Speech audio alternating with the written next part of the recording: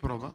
Така, уважаеми приятели, уважаеми дами и господа, другарки и другари, нека да започнем с днескашната дискусия, която ще е под надслов Българското и европейско образование, наука, проблеми и решения. На фона на толкова класни участници, които ще участват, не смятам, че аз трябва да правя каквито и да въвеждащи думи.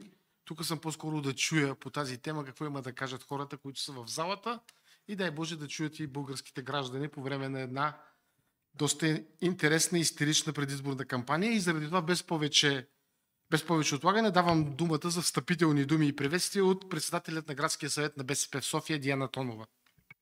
Да, благодаря. Уважаеми кандидати за народни представители, уважаеми кандидати за представители в Европейския парламент, уважаеми участници в дискусията, позволете ми в качеството си на представляващ организатора, именно Градския съвет на БСП София, да ви поздравя с добре дошли и да изразя увереността си, че всички сме тук, защото образованието е кауза, която ние от БСП за България отстояваме години наред. Всъщност няма по-добра национална кауза, около която да се обединим и обществото, и политиците от каузата за по-добро образование в България. Защото доброто образование на нацията е и гаранция за просперитет на обществото. От водеща държава по качество на образованието през 70-те и 80-те години на миналия век, днес, за съжаление, страната ни е на опашката на всички класации. На последно място сме по грамотност в Европейския съюз, а 40% от децата до 16 години са функционално неграмотни. За 30 години са закрити над 2500 училища в страната, което означава толкова опустели населени места и стотици деца с затруднен достъп до образование. Тази статистика крещи, че е крайно време България да обяви образованието и равния достъп до него за ключов национален приоритет. Защото въпросът за образованието не е само въпрос за справедливост и осигуряване на равни права, а на политика на предпазване от бедност и социално изключване, на политика на по-бързо и конкурентоспособно икономическо и социално развитие. За всичко това ще поговорим днес. Сигурна съм, че дискусията ще бъде съдържателна и искрено се надявам на тези избори да убедим българския народ, че БСП е гарантът в националния и Европейския парламент за намиране и реализиране на верните решения за връщане на България в челните световни класации по добро образование. На добър час на дискусията. Така, сега дискусията по същество има нелеката задача да започне Ирена Анастасова. Ирена, заповяда, която ще е за законодателните инициативи в сферата на образованието и науката на БСП в предходните парламенти. Ирена, заповяда и 5 минутки. Нали? Ако може да се спреш, знам, че темата е голяма. Това с 5 минути е трудно, но да. Искам да започна с това да се обърна към навечерието на 24 май, да се обърна към всички учители, към всички научни работници, към преподавателите във висшите училища, към дейците на културата, към работниците в научните институти и да ги поздравя с този празник, да им пожелая здраве, сили, защото във всички тези години на преход ние, хората от тази сфера, работихме не поради помощта на държавата, а въпреки всички пречки, които бяха създадени пред образованието, всички безмислени реформи, които доведоха до това ниво в момента, на което всички сме свидетели. Така че да сте живи и здрави. Уважаеми колеги, продължавайте в същия дух. На нас се крепи бъдещето на България.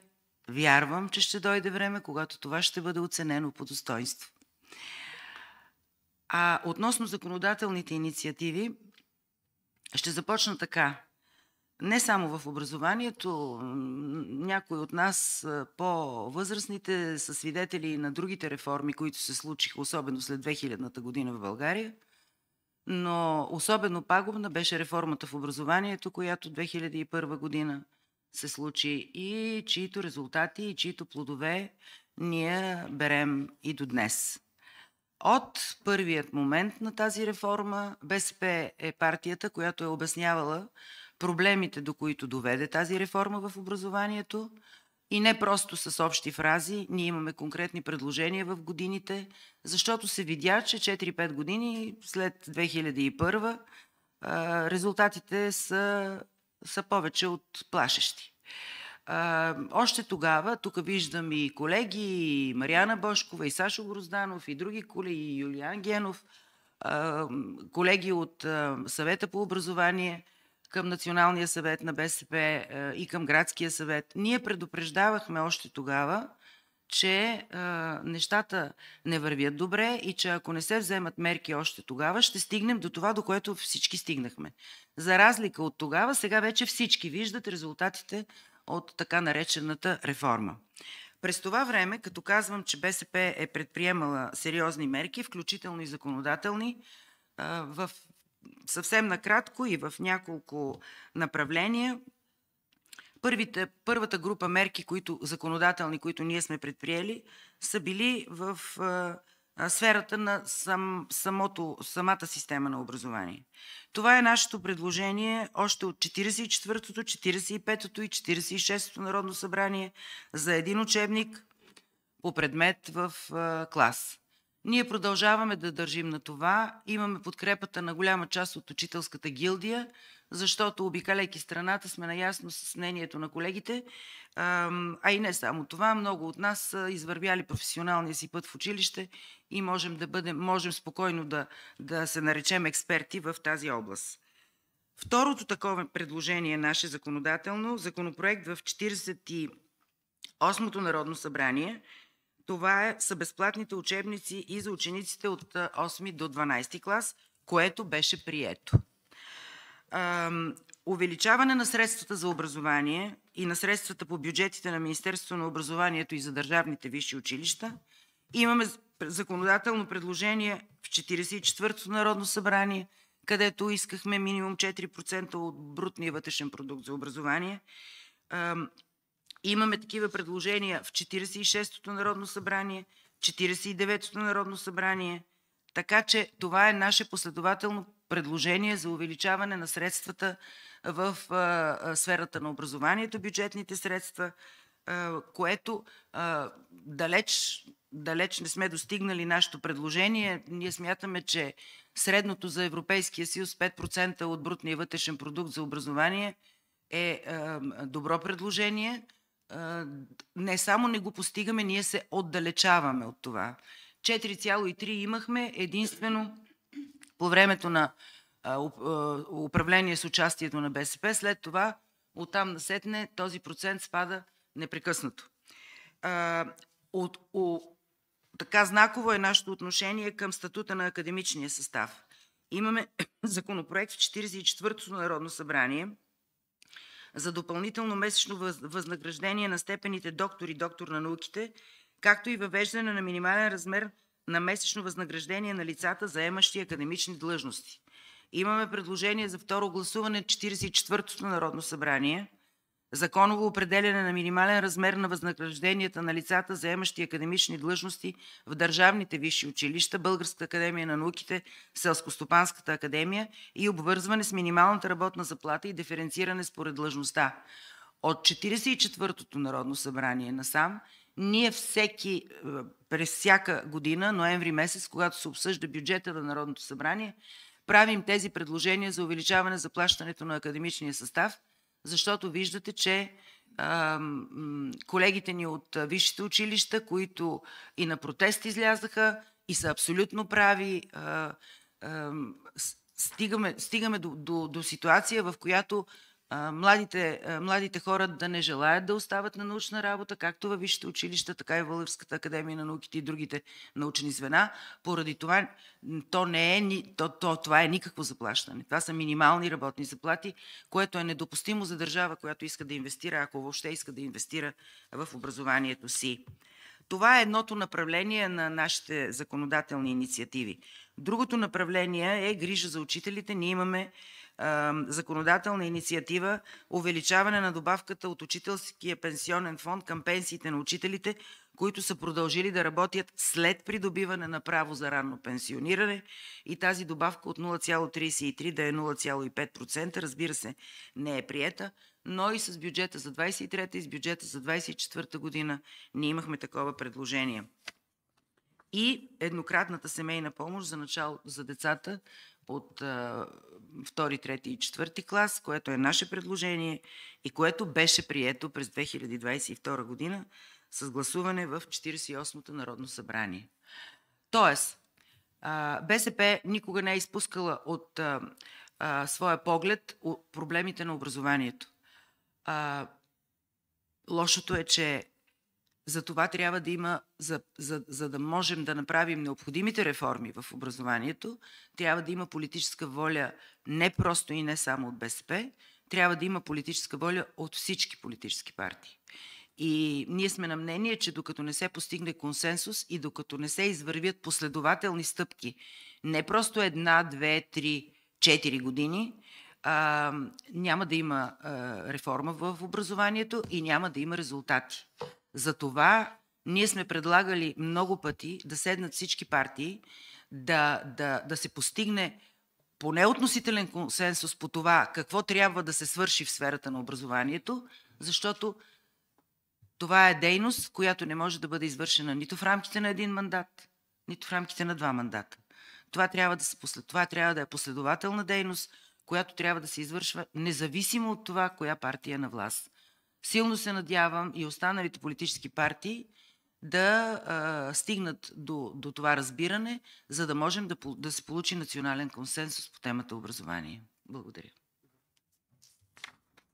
Благодаря ти и аз, Ирена. Така, сега думата има водачът на листата на БСП за България за Европейския парламент Кристиан Вигенин, който да ни представи какво предвижда за образованието и науката платформите на БСП за Европейски и националния парламент. Кристиан, заповядай.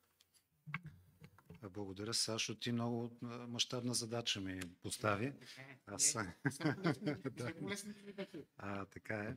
Аз първо искам да благодаря на организаторите за това, че правят днешната дискусия, не само защото на навечерието на 24 май, но то още веднъж подчертава колко важна е за БСП тази политика. И си позволявам да кажа, че Ирена Анастасова е може би един от най-подготвените хора в България по темата образование, но със сигурност най-подготвеният човек в българския парламент в продължение на поредица мандати. Аз се поздравявам за усилията, които полага и съм щастлив, че съм бил част от тези битки и от успехите, които сме постигали, макар и частични. Вярвам, че много по-добри неща ни предстоят. Темата образование винаги е била в центъра на политиката на БСП и това е нашето разбиране за това, че образованието всъщност е най-мощният инструмент за постигане на целите на Социалистическата партия, за постигане на едно общество без неравенства или със значително намаляване на неравенствата, за равен старт в живота на младите хора, за повишаване на благосъстоянието и не на последно място и за повишаване на производителността на труда и на конкурентоспособността на икономиката. Ще спомена нещо малко по-нататък.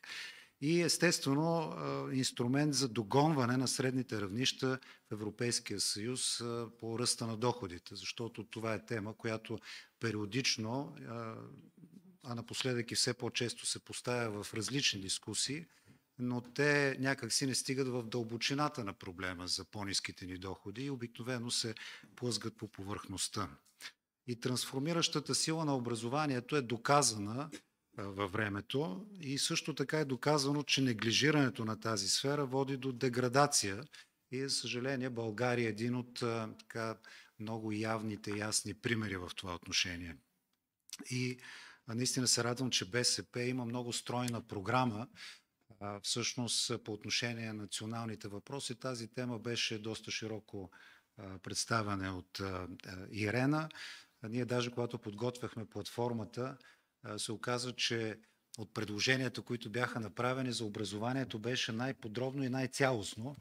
и си говорихме какво можем да махнем и почти нищо не можахме да махнем и сега в платформата може би точно образователната част е най-структурирана за средното, за висшето образование и с най-конкретните предложения. В тая връзка ми се ще да споделя. Вчера участвах в една телевизия и не беше дебат, преди мене беше един представител от Продължаваме промяната и там пак го питаха за по-високите доходи, респективно той каза, левите говорят само за по-високи данъци и искат да постигнат по-високи доходи с по-високи данъци, обаче това не е правилна политика, не може да стане така. И нямаше как да се намеся, но използвам случая сега да кажа няколко думи по този въпрос, защото смятам, че е важно. Ние не искаме по-високи данъци или по-голям процент на преразпределение на брутния вътрешен продукт през бюджета, само за да даваме някакви пари.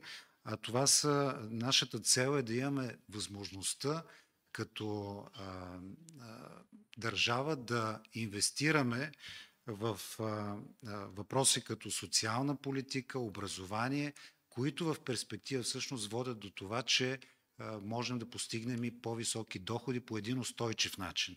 Защото по-високи данъци или повече средства, които можем да заделим за инвестиции, например за подпомагане на младите и младите семейства и респективно активна политика за преодоляване на демографската катастрофа.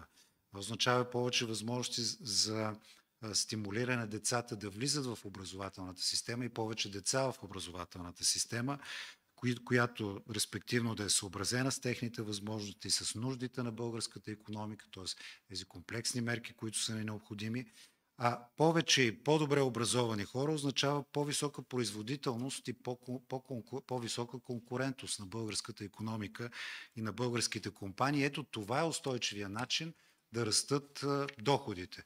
Обаче това показва колко така една опростена до някъде илюстрация за това колко дългосрочни и комплексни са мерките и взаимовръзките в тази система и респективно колко опростено, за съжаление, гледат десните партии на проблема. За тях конкурентоспособността е основана преди всичко на потискане на разходите за труд на компаниите, което е едно състезание към дъното, както има един израз, който ние не бихме могли да подкрепим.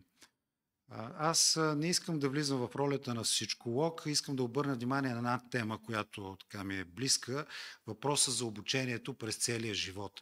Струва ми се, че не обръщаме достатъчно внимание на това и в целия комплекс от мерки, които предлагаме, че ли това просто го споменаваме, но нямаме така по-цялостно развита политика в това отношение. То е съществен елемент, в който един процес, в който трябва да бъдат ангажирани в много по-голяма степен и компаниите, бизнеса, респективно държавната администрация и преди всичко университетите. Аз лично така следя този въпрос, съм се фокусирал малко повече по тази тема и бих искал и в бъдеще да работя по нея, доколкото така и аз съм един от хората, които са част от един такъв процес. Не съм спрял да се уча усъвършенстван и знам колко полезно е това. За съжаление, това в момента не се насърчава в цялата ни политика по отношение на образованието. Аз смятам, че това е сериозен резерв всъщност и за повишаване на образователното равнище, за адаптиране на работната сила към новите условия на труд, защото ние не можем тези бързи трансформации да останем фиксирани към това, което някога сме научили преди 15-20 години. Нещата се променят бързо. Трябва да имаме възможността лесно да имаме достъп до това, но и да бъдем насърчавани да го правим. И това е, заедно с това и един резерв. Няма да се спирам по-подробно на тази тема, но примерно за университетите, за академиите, защото при намаляващия приток на, не знам дали е точно думата, но на студенти поради демографски и други причини, всъщност фокусирането малко повече върху темата образование през целия живот е възможност на тези институции да поддържат своето равнище, да поддържат необходимия преподавателски капацитет и по този начин да се адаптират към съответно към един период, в който тази ситуация ще бъде променена с други мерки, разбира се, в сферата на социалната, икономическата политика и така. Пожелавам успех на дискусията и с голям интерес ще чуя и останалите лектори, защото темата е голяма, широка и много важна и ние трябва да я пренесем както в следващото Народно събрание като наш приоритет, но и в Европейския парламент, където за щастие и за партията на европейските социалисти логично темата образование и възможности в целия комплекс, както казах, е ключова и тя ще продължи да бъде преследвана, включително имайки предвид и факта, че този Европейски парламент, който избираме сега, ще бъде парламента, който ще одобри следващата бюджетна рамка на Европейския съюз, така че трябва да се готвим по тази тема. Успехите от предишния, от сегашния бюджет да бъдат развити в следващия. Благодаря. Благодаря и аз. Сега давам думата на професор Румен Гечев, който да поговори за проблемите на финансирането на образованието и науката в България. Професоре, заповядайте. Благодаря. Проблемите са големи, парите са малко, както се казва. Сега трябва да сме реалистични.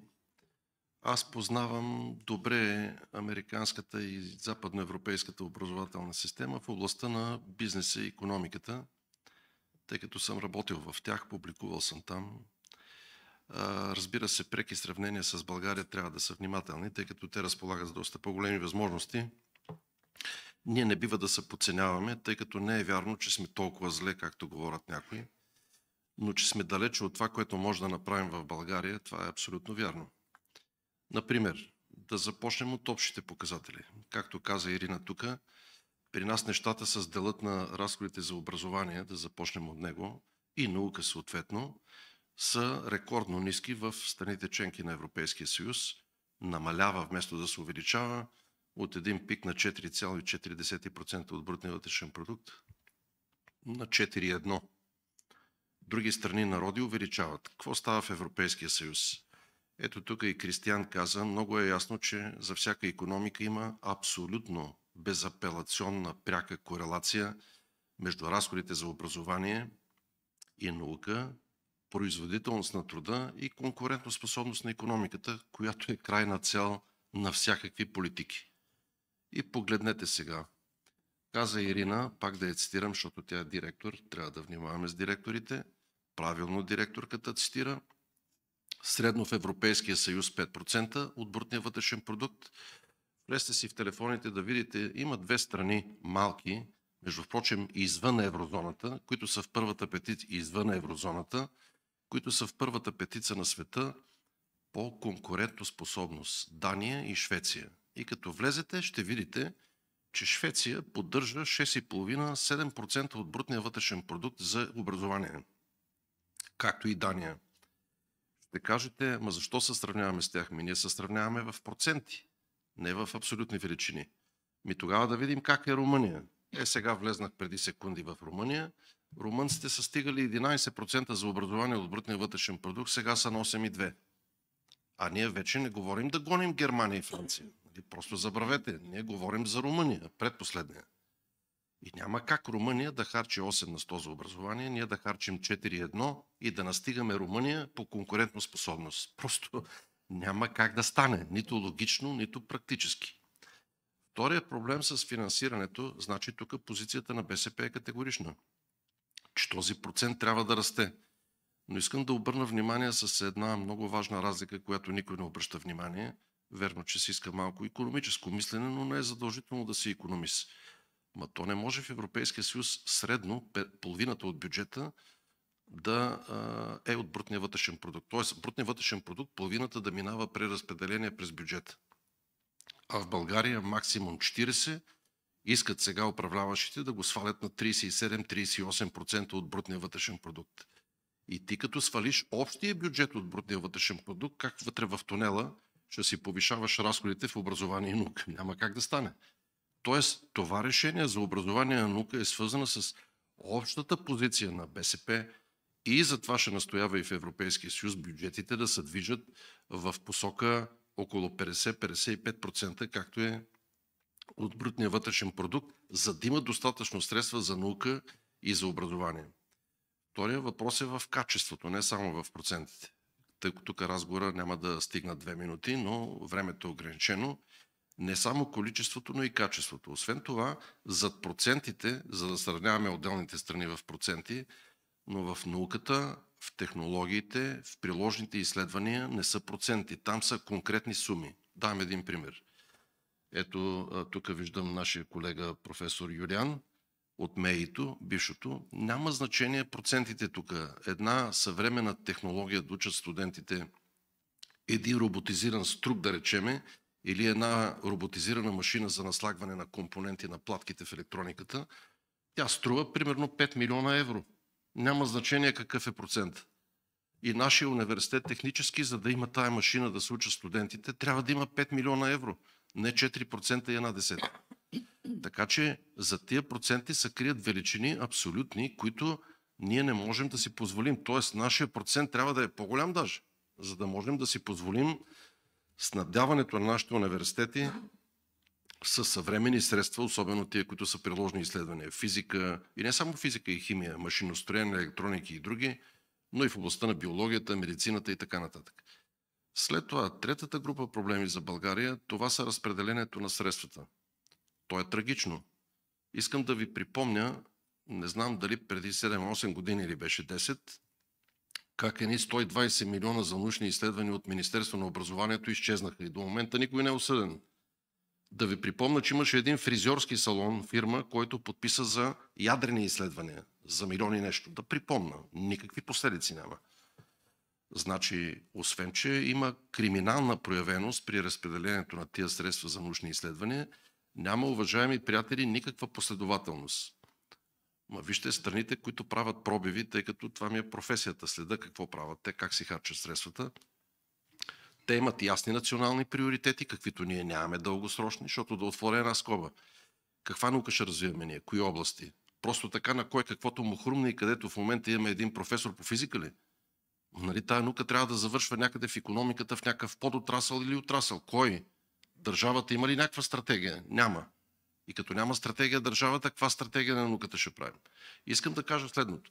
Примерно всяка година Министерството на образованието разпределя средства за наука. И как ги прави? Всяка година прави конкурси. Нали така? И всяка година различни колективи получават финансиране за 1, 2 или максимум 3 години. Така ли е? И какво правиме ние? Като изтече тая година или 3 години, някой друг печели конкурс. Тоест, ние вместо да залагаме средства концентрирано в направление, където България искаме да бъде конкурентоспособна и да има контрол, но и приемственост, ние разхвърляме оскъдните си средства през година, през 2-3 години в различни колективи, в различни научни институции. И какъв е ефекта? Никакъв. На последно место сме в Европейския съюз. И накрая това, което БСП в нашия парламент поставяме, не знам колко пъти вече, за парите следват ученика и студента. И тук малко с чувство за хумор ще ви кажа, в нашите университети, значи приемат 1000 души и завършват 1200. Ние сме чудо на чудесата в света. Други страни и народи влизат 1000 и излизат 700. Но ние така сме, за да личим на екрана, така плуваме различно и резултатите ни са смайващи. Тоест, тук са необходими драстични промени, които ние отдавна настояваме. Парите да отиват там, където обучават и където има конкретни резултати.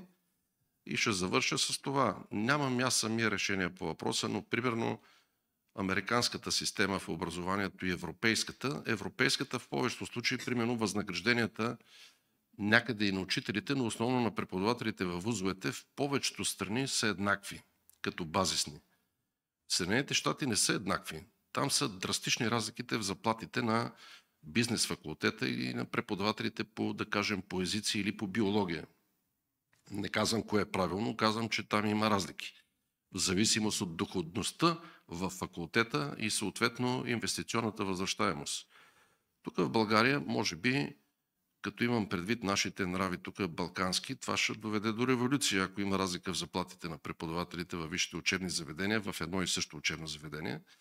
Но си мисля, примерно, че тъй като сме по-малка страна, би било добре, ето една идея, да има един фонд към Министерство на образованието, който нека да бъдат еднакви базовите заплати, ако така е решено, но да има специален фонд, който да стимулира изследователите, преподавателите, които излизат на международната сцена, които публикуват в оторизирани, класифицирани, признати международни издания, които подготвят специалисти, докторанти, млади научни работници, които излизат също на международно равнище, защото в крайна сметка класирането на университетите зависи от публикациите, от научните достижения. И вижте каква е класацията. Нас не няма в първите 1500. Вижте какво направи Китай за 20 години. Къде влезнаха в първите 50. Как влезнаха? Китай, примерно, един пример. Концентрация на ресурси, силна концентрация, стратегическа програма, наливане на огромни средства в най-революционните сфери, в съвременната електроника, бързите чипове. Те изпревариха вече японци, южнокорейци и американци в момента. Как става това? С стратегия, с концентрация на средства, макар че Китай разполага с огромни ресурси, фокусира ги, добра стратегия, реализация и ето ги резултатите. Най-големи износител в света на стоки в момента. Така че предстои много работа. На нас така правиме тия международни сравнения винаги в БСП, в Европа извън нея и винаги предлагаме, пак ще кажа, неща, които другите народи ги правят в Европейския съюз. Ние не ги правиме и няма да очакваме добри резултати, докато не се слушаме в номер 24 на предстоящите избори. Благодаря ви. Благодаря, професоре. Краят беше фундаментален. Сега давам думата на Цветелина Пенкова, която да ни каже повече за ролята на Европейския парламент в образованието и науката. Благодаря ти, Саша. Добро утро и от мен. Започвам с уточнението, че когато говорим за европейски политики, има 3 стълба, които са прерогатив на държавите членки. И това са именно образование, здравеопазване и данъчна политика. Но така някои от предизвикателствата, с които се сблъскваме последните няколко години, дават посока, че може би е необходимо и доста сериозно подпомагане от страна на европейските политики, основно и по тези направления. Правя уточнението, че когато говорим за образование, това може би е една от тези 3 теми, които винаги са имали все пак сериозно място в финансирането на европейския бюджет и в това, което се прави оттам като допълваща и подпомагаща функция. Например, когато говорим за обмен на опит, за обмен на знания, за обмен на познаване и реформи по отношение на политиките по образование, няма как да пропуснем и да не споменем програмата Еразъм+. Голяма част от нашите студенти в България са се ползвали и продължават да се ползват от привилегиите на това да сме част от Европейския съюз, а именно натрупване на допълнителен опит и обмяната на знания. Като успех за последните 5 години трябва да изтъкна, че бюджетът по Еразъм+ беше увеличен двойно, което за пореден път подчертава необходимостта и значението именно от повече финансиране, когато говорим в сферата на образованието и в подготовката на кадри, необходими за развитие на европейската икономика и така развитието на промишлеността, която предстои като процес. Тук поставям и вторият акцент, който става фокус на европейските политики, а именно засилване на връзката между бизнеса, пазара на труда и висшите учебни заведения. Защото съгласете си, ние няма как да градим една работеща икономика, работеща промишленост, ако не направим и съответните норми и подобрения в образователната система, за да имаме тези кадри, които са необходими за развитие на тази икономика. На трето място подчертавам, че Европа полага изключително сериозни усилия, когато говорим за подготовка на младото поколение за промените на пазара на труда. Тук отново ще дам 2 примера с конкретни европейски програми. Едната е Хоризонт Европа, която цели да подпомага изследователската и научно-развойната дейност и отново връзката между висшите учебни заведения, между държавите членки. Тук е важно да се отбележи, че когато говорим за Хоризонт Европа обаче, научно-развойната дейност и сътрудничеството се развива и в посока с така наречените трети държави или държави извън Европейския съюз, което включва много от нашите партньори в Азия, сериозни участници в Хоризонт Европа по отношение на сътрудничество и развитие на научно-развойна дейност, например, са Япония. Казвам го, защото това е важно и ключово за България, особено в някои от сферите на технологии и иновации, в които така ние имаме традиция добре да ги поддържаме. Друга програма, с която мога да дам пример, е Цифрова Европа, която пък цели да подобри нивата на образование, умения в някои от тези така наречени нови технологии, които са необходими на пазара на труда, защото не е добре само да се плашим от нововведенията, които са свързани с дигиталните умения, с киберсигурност, с изкуствен интелект, а трябва да се насочи ресурс, време и усилия, за да можем наистина да имаме едни млади, подготвени кадри, които след това да продължат да развиват в тази посока. Четвърти успех, който искам да подчертая по отношение на сфера образование в Европа, е слагането на край на неплатените стажове в целия Европейски съюз. Това беше една битка на европейските социалисти, която винаги е била подкрепена и от нас, защото в крайна сметка образованието и стажовете дават една практична насоченост на младите хора, но ние винаги сме се борили те да бъдат платени. Ако ми позволите, накрая бих искала да направя две уточнения, които са свързани с европейската тематика, но имат и доста сериозно национално отражение. На първо място ще подчертая един успех. Колегите, които са тук в залата, са изключително подготвени по темата, така че аз само ще начертая щриховете. Но БСП беше твърдо против идеята за сливане на университетите, която беше представена по доста нелеп, неподготвен и неинформиран начин няма да цитирам, от представители на една друга политическа сила, но това за пореден път доказва, че липсата на дългосрочна визия, липсата на експертиза и липсата на управленски опит не могат да поставят и да направят жертва бъдещето на едно младо поколение. Защото едно такова механично сливане на висшите учебни заведения няма как да допринесе за подобряване на образователната система. Затова тези разговори са важни, защото когато говорим за реформи, трябва да сме много запознати с конкретиката и да предлагаме неща, които бяха вече изказани, няма да ги повтарям, а не да се опитваме с механични ходове да създаваме илюзия, че се решават дадени проблеми. Затова подчертавам, че тук нашата политическа партия реагира изключително адекватно и това беше признато и подчертано от висшите учебни заведения в България.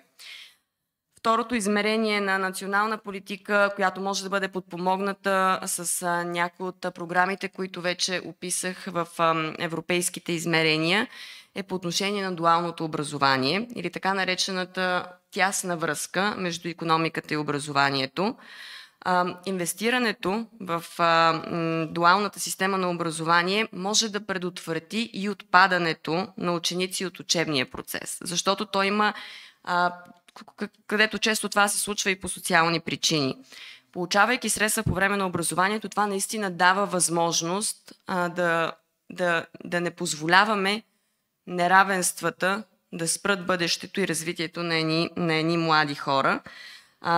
Така че това са неща, за които Европа би могла да предостави и финансиране, и подкрепа, и акцент, който ние неведнъж сме поставили и трябва да продължим да работим в тази посока. Това беше по отношение на връзката между европейските и българските тематики в образователната система. Има още много работа, благодарение на експертизата на колегите, които имаме на национално ниво. Съм убедена, че може да се постигне още много и на европейско. Подчертавам, че темата за образование остава отворена и тепърва ще продължи да се развива и в европейските политики. Благодаря ви. Благодаря ти аз за това точно сбито и конкретно изложение. Сега думата има Мариана Божкова, председател на съвета по образование към Градския съвет на БСП за проблемите на училищното образование и то от първо лице. Благодаря, добър ден и от мен.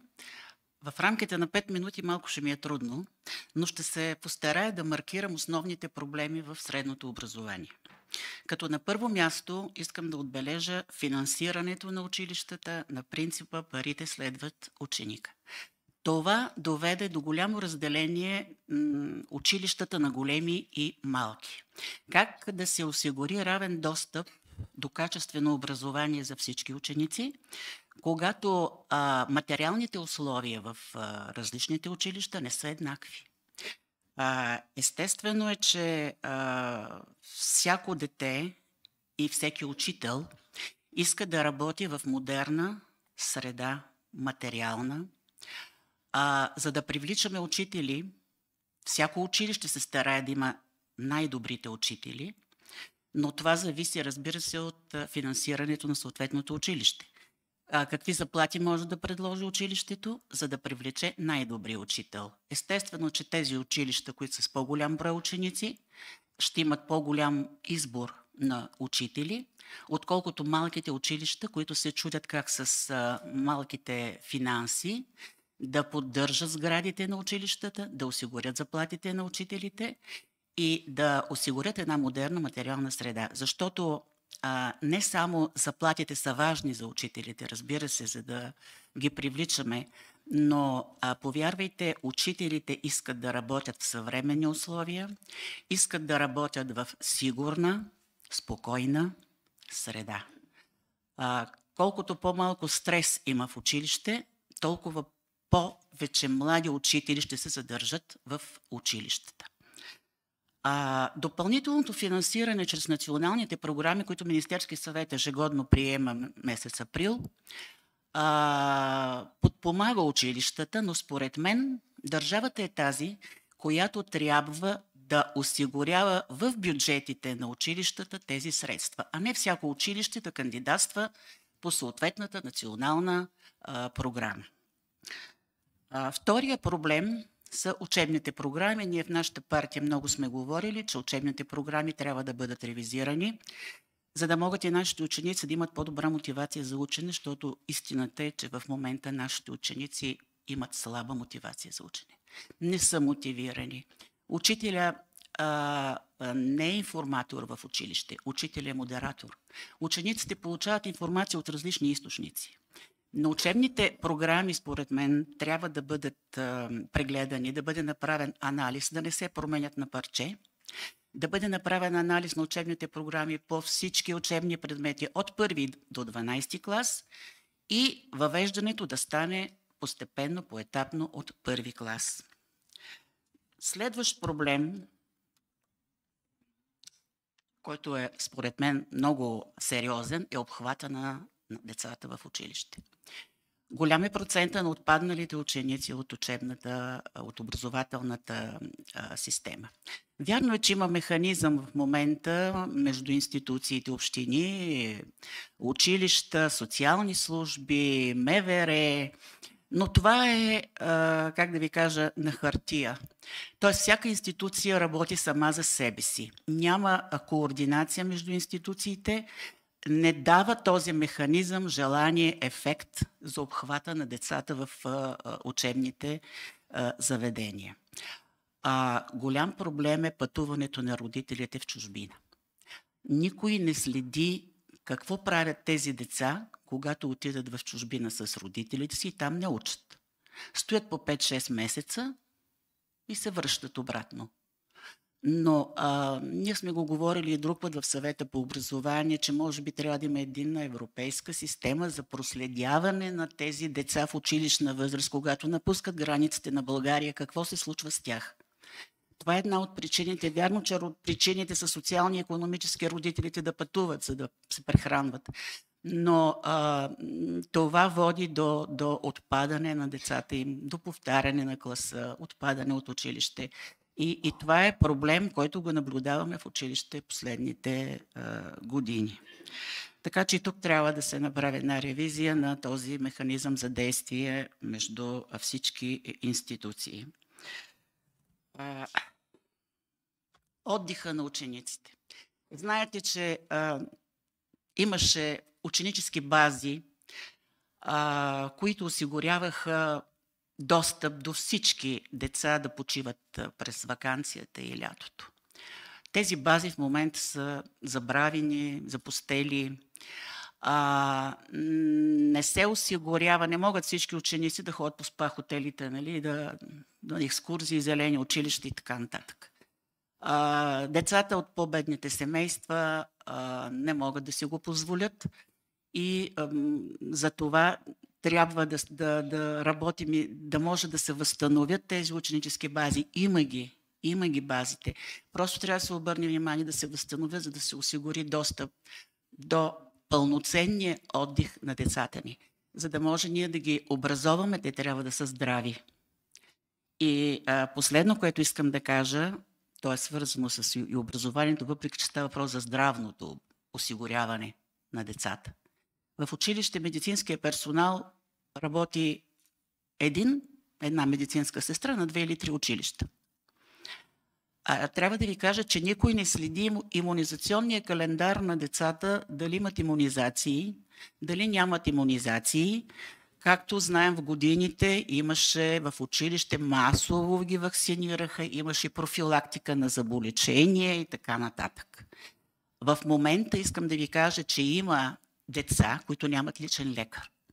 Кой следи за техните имунизации? Дали се слагат имунизации, дали въобще какво се случва с тяхното здраве?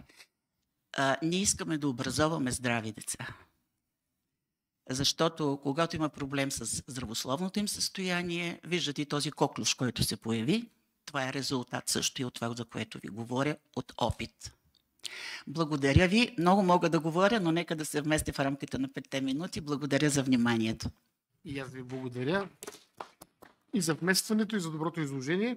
Сега давам думата на председателят на Федерация образование Александър Грозданов, който да ни каже няколко думи за проблемите и решенията на средното образование.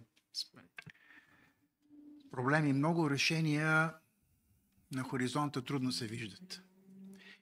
Трудно се виждат не защото не можем да предложим решения, напротив. А защото имам усещането вече в продължение на почти тези 30 и кусур години, че обществото ни, държавата ни, политиканите ни не се интересуват особено от това какво става в училище, защото там има едни учители, има едни деца, хвърляме ги там, седат няколко часа, прибираме си ги после, цъкаме си по телефоните вече, не се интересуваме от тях, говоря за родителите предимно. Други посещават разни заведения, питейни и света е прекрасен. Какво ще стане с децата? Ами ще стане, нещо ще стане. Боя се, че държавата се оттеглила от стратегическото разсъждение на тема какво ще стане утре. Преди малко стана дума за това, че сме предупреждавали. Да, Ирена, предупреждавахме. Предупреждавахме какво ще се случи след 15 на години, т.е. един цикъл в училище. Случи се. Само ще припомня какво точно се случи в едно от измеренията. Преди 2 години на зрелостния изпит за завършващите средно образование от около 1700 без малко училища в повече от 300 училища средният успех, не минималния, средният успех в повече от 300 училища беше под 2.50 на зрелостен изпит. Това са 30 и кусур процента абсолютно неграмотни, които са излезли от училище и са така претенденти да правят нещо. Проблемът е какво могат да правят. А те не могат да правят нищо. И това е същинската питанка пред държавниците, как да управляват този процес. В момента, според едни изследвания, които четох не особено отдавна, в България има няколко десетки, почти 100 000 човека, младежи и девойки, които нито учат, нито работят. Защо е така? Къде е тяхната мотивация да правят нещо със себе си? И дали става дума само за сбърканата схема, за която професор Гечев говори, за индустриалната структура и икономическата структура на обществото? Дали не става дума и за нещо, може би, по-страшно, защото пари се печелят, от който може? Дали не става дума за тотално сбъркана ценностна система на обществото, която да извежда други критерии за успех в живота? Зато и си мислим много и отдавна в нашата федерация, с колегите, с Юлиан, с Мариана, с Ирена и още много други. И учители, и директори, и не само. Какво може да направи държавата? Държавата на първо време трябва да си подреди двора от към, ще го кажа така, от към индустрия и икономика. Защото образованието, за да съществува, както стана дума неведнъж тук преди мен, трябва да има възможност да бъде финансирано. Когато държавата не полага такива усилия, когато няма ясна перспектива какво точно ще се прави, дори и да дойдат прословутите инвеститори, те идват просто така, защото така са си решили. Ама дали да ги приемем тези инвеститори? Ще дойде някой, за да направи, да речем, складова база, някаква огромна, парк някакъв. Добре дошъл. Ама с това по какъв начин помага на образованието? Какви хора му трябват на него? Образовани или не точно? Нещо повече. Оттам следва и още един проблем. Свързан отново вече с другата структура. Структурата на образованието.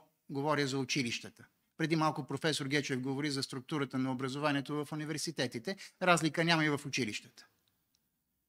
Ами сега в момента всички сме вече сме наясно, че липсват така наречените средни изпълнителски кадри по различни професии. Заварчици, мебелисти, стругари, какви ли не. В това число и свързани с общественото хранене и с туризма и ще ги внасяме от Виетнам, от къде ли не. Ами, помислете, държавата дали подкрепи адекватно професионалното ни образование? Според мен категорично го разгради.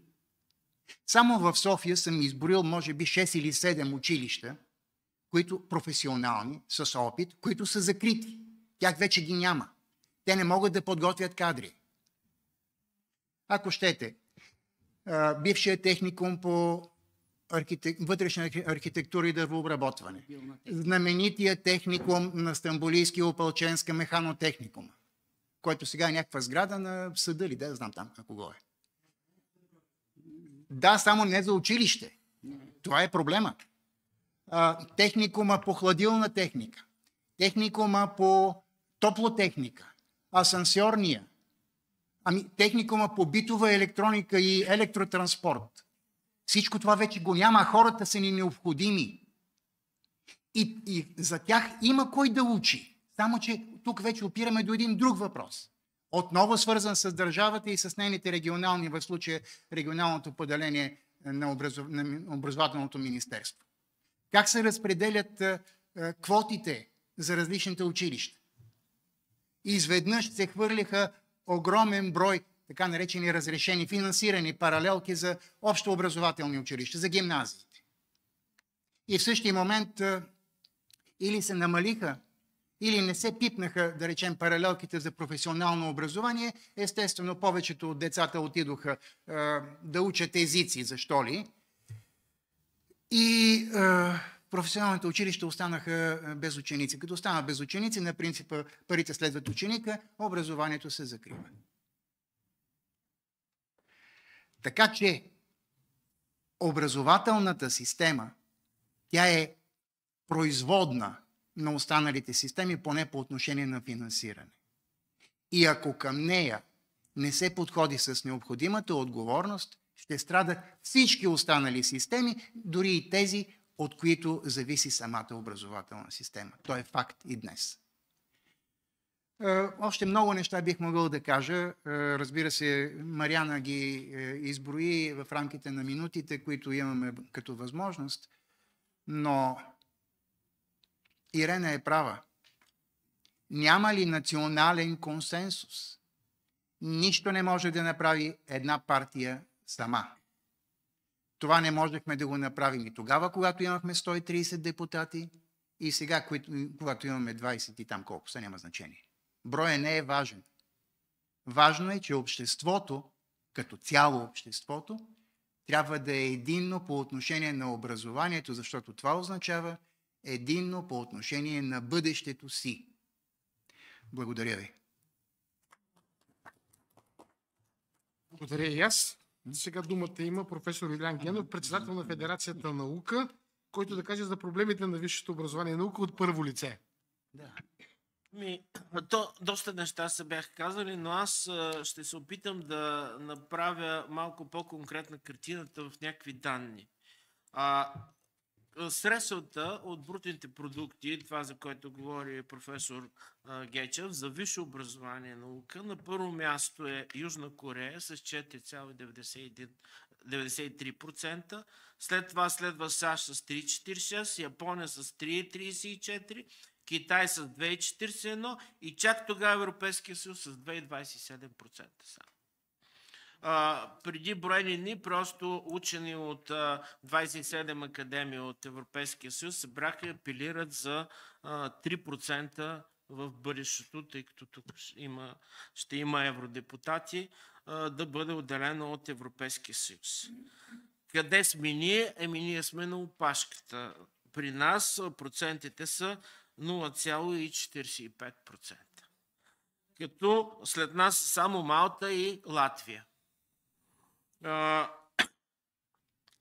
Също така, относно тези Мария Лептън, която е президент на Европейския научен съвет, също преди броени дни настоява за следващия период за Хоризонт Европа да се отделят почти двойно повече пари в рамките на над 95 милиарда евро, тъй като в момента от проекти, които заслужават да бъдат финансирани, само около 60-70% успяват да бъдат финансирани.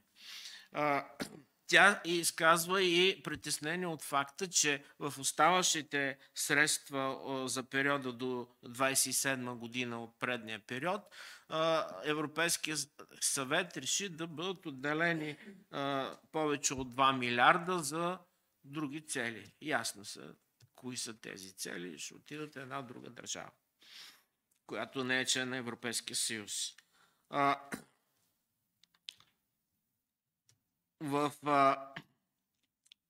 Относно България, специално пък за наука, процентите 2009 година, когато ние участвахме, беше тройната коалиция, за наука са се отделяли, това е последния наш бюджет, 0,35% от брутния продукт.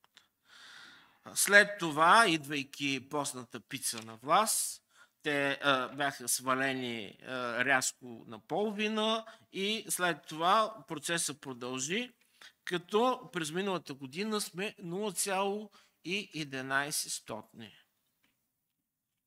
Тоест, на последно място в Европейския съюз. Тази година е малко повече, но не е нещо особено. Така че при тези средства, които се отделят, резултатите са съвсем ясни. Относно висшето образование, това, което казвам. Уважаеми колеги, в държавните висши училища в момента има под 12 000 учени, преподаватели. В БАН са под 2400 човека. Тъй като сега са много актуални нещата с заплащането, значи това предложение, което беше подкрепено от нас с коефициент 1,8, а ние отдавна го давахме това и професор Гечев многократно го е предлагал. Интересно, че тогава дори синдикатите и съвета на ректорите го отвърлиха. Много странно защо беше. Но това изисква около, при този членски състав и при тая средна заплата за миналата година, която слагам, около 42 милиона месечно само за заплащане на преподавателите в висшите училища. Тоест, тая сума, която сега се би барабана, че се дава, може да си направите сметка за колко стига. Но тя по принцип е от бюджета гласувана, а не сега от индексацията от 1 април. Нашите виждания са малко по-различни от това, което беше прието в Комисията по образование. Нашето предложение беше коефициента за асистентите да бъде 1,5 средната заплата, което прави едно заплащане в рамките около 2900 лева. Разбира се, основната заплата ще бъде малко по-малка, защото има класове, научни степени. Съответно за доценти коефициент 2 и за професори коефициент 2,5. При този процент аз не ви направих разпределението между тези 12 000 преподаватели, излезе точно тази сума, която би трябвало да бъде, за да се реализира 1,8% от средната заплата. Така, това за преподавателите, но не е само това. Значи, тук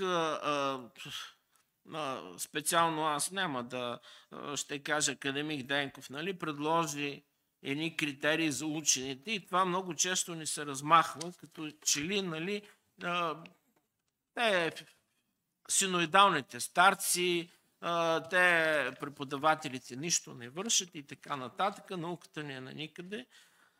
Вижте, високия критерий първо моркова и след това тоягата. И то, за да размахаш тоягата, е необходимо малко време. Тоест, това, което беше предложено за атестиране на преподавателския научен състав, ние не го отхвърляме. Но въпросът е, че за това трябва да се даде достатъчно време, за да могат тези критерии да бъдат изпълнени. Ще кажа и някои неща за студентите. Основен проблем при студентите това е, че в огромната си част те са принудени да работят. Този закон, който е в момента за студентското кредитиране, той не върши работа. Всъщност кредити сега почти по него не се вземат, следствие на което дори вече държавата престана в бюджета да отделя средства като гарант пред банките. Ние можем, и съм сигурен, сме говорили и с колегите, които ще бъдат в парламента, че ще предложим нов закон за студентското кредитиране. Можем дори да вземем този, който като основа действа в Англия и благодарение на който хиляди наши деца успяха да завършат там образованието си. Но забележете, там институцията, а и в много други държави, не са банките, а държавна институция, която може да прилага и съответно стимул за постигнат висок успех. Могат още много неща да се кажа. За докторантурата. Дигнаха се малко стипендиите, но направете сметка, може ли един докторант да се пенсионира на 65 години с 40 години стаж. Тоест, ние направихме това предложение, Ирена го внесе, за да се признае докторантурата за осигурителен стаж, но беше отхвърлен от десните партии в парламента. Другото, за студентски град. Студентски град, знаете какво е, средище на наркомания, на проституция, на нещо, което изобщо унищожи академичния облик. Ние вършиме огромно престъпление, а там са повече от 1/3 от всички студенти в България. Закона за устройство на територията позволява да се даде специален статут на студентския град, така че академичната общност да се намеси и да бъдат ограничени някои дейности, да бъде ограничено това безумно строителство, където всяка тревичка и зелена площ се застроява. Това също ще бъде внесено в следващия парламент, проект за един такъв закон. За общежитията. Дават се някакви пари, но те не са достатъчни. Условията са ужасяващи. Мога да ви покажа снимки в стаи, които сигурно килиите в затворите са по-добри. Да не говорим за безумието, университетите и студенти в общежитието да плащат консумативите по нерегулирания пазар. Това е, за съжаление, остана малко време. Другар Евгенов, благодаря ви. Понеже времето ни притисна, но имам още двама души, които трябва да кажат по няколко думи. Добре, давам думата на Ивона Никова, главен асистент Селскостопанска академия, която да ни говори за проблемите пред младите учени в българските университети. Благодаря за дадената дума, благодаря за поканата. Преди 15 години аз избрах пътя професионалния да ми продължи в науката. С днешна дата отчитам като много правилно решение това, което съм взела, защото науката е една необятна сфера, дава една свобода на личността, изгражда много личностни качества. Изключително удовлетворяваше процеса, при който всеки един учен със своите познания допринася за общата цел, която е за благото на природата, за голяма група от хора, а много често и за цялото човечество. Накратичко ще се спра за проблемите, които съм забелязала в лично качество от колегите в моя екип през годините. На първо място са споделяли, че това е приемствеността. Известно е, че в световната научна общност младите учени и докторантите с техния труд и всеотдайност допринасят най-много за развиване на научните изследвания и иновациите. В България това доста години не беше така. Последните години се забелязва тенденция за подмладяване на научните екипи, но за съжаление темповете са много бавни за момента. Това отчитам като проблем. На второ място това е миграцията на млади образовани хора. В науката това се случва по-лесно, защото ние работим в международни проекти. Много често с международни екипи имаме достъп до световни имена в науката. Контактите са по-лесни, мобилността, стажовете и младите хора отиват, виждат, много често се изкушават от бързото кариерно развитие, от условията на живот там. Това отчитам като проблем. За щастие, скоро ми попадна една статистика, в която последните 2 години се отчита намаляване на тази тенденция към емиграция. Дано да се засили. Това ще работим и нашата партия, и ние, всеки един от нас, за да останат тези млади хора, да ги стимулираме. Те могат да бъдат стимулирани. Това, което най-често ми споделят, забелязвам в тях, е ниската самооценка и липсата на конкурентоспособност относно материална база, изследвания и така нататък, публикации. Те имат нужда от признание от авторитетите в областта си, имат нужда от подсигуряване на кариерното им развитие. Разбира се, финансовите стимули, за които говорихте преди малко, са изключително важни за младите хора. Като лично заинтересован човек от случващото се в научната общност, мога да потвърдя думите на госпожа Анастасова, че Българската социалистическа партия винаги е заставала зад научната общност, винаги е защитавала интересите. Относно законодателство сме следили много близко процесите, които са се случили в 44-то Народно събрание. Но за съжаление, тя е права, че всичко остава така на хартия, защото аз се присъединявам към нейния апел да постигнем консенсус с останалите партии, да направим всичко възможно да ги убедиме за една дългосрочна позитивна политика в научната сфера, защото всички знаем, че количеството силово вещество на една нация е право пропорционално на социалния и икономически растеж на тази нация. Благодаря ви, завърших. Благодаря и аз. И така, накрая давам думата на Сава Диков, студент в Софийския университет, за проблемите на студентите. Благодаря за думата. Аз ще си позволя наистина говоря какво е изживяването да си млад човек, който иска да се развива и да учи в България, тъй като вие всички тук споменахте много голяма част от проблемите, които висшето образование в България има. И започвам с първото най-просто битово нещо. Хлебарките в България в студентските общежития са в пъти повече от студентите, завършили дори на хартия. И това, което се спомена за мотивацията и парите следват студентите, в момента чувството да си студент е ти да бъдеш касичка към висшето учебно заведение, въпреки усилията на повечето преподаватели. Самата администрация, бюрокрацията зад университетите и цялото това нещо се получава така, че един студент просто да бъде виждан като доход за университета, а не той какво може да постигне и той да бъде развиван. В висшето образование в България, за да бъде получено такова, не е с помощ на университета, е въпреки университета, за мое огромно съжаление. И това го виждаме от това, че сега не знам какъв е процентът, но голяма част от студентите или завършилите студенти работят в кол-центрове, в частния сектор, в фирми, които нямат никаква обвързаност с образованието, което те са получили. И няма никакво планиране, никаква държавна политика към момента за нуждите на пазара, но това беше споменато много пъти и искам да насоча отново един от проблемите, които студентите срещаме, което и господин Вигенин, госпожа Пенкова казаха, са именно, че това, което ние искаме да направим, образованието не е само предметите, образованието е извън класната стая, извън катедрата в университета, било то студентски организации, доброволчески организации. За първи път наскоро видяхме насока и опит за прокарване и приемане на закон за доброволчеството, което е нещо много важно, тъй като това е проблем.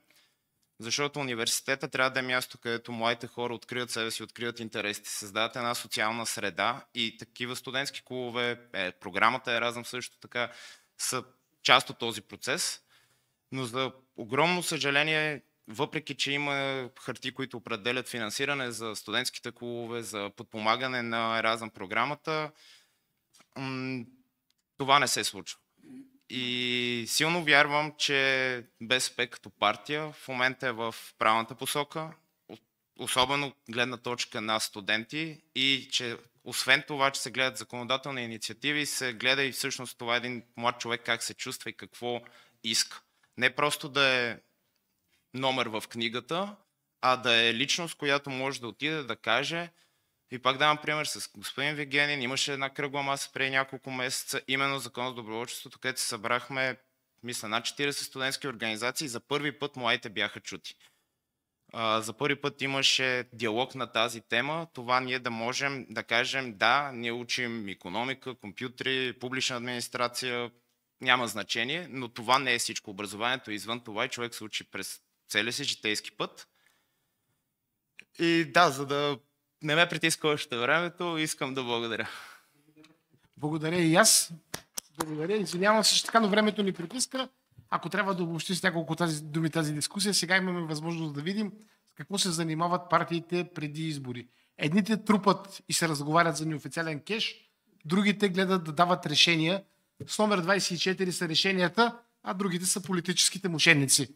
Хубав ден на всички!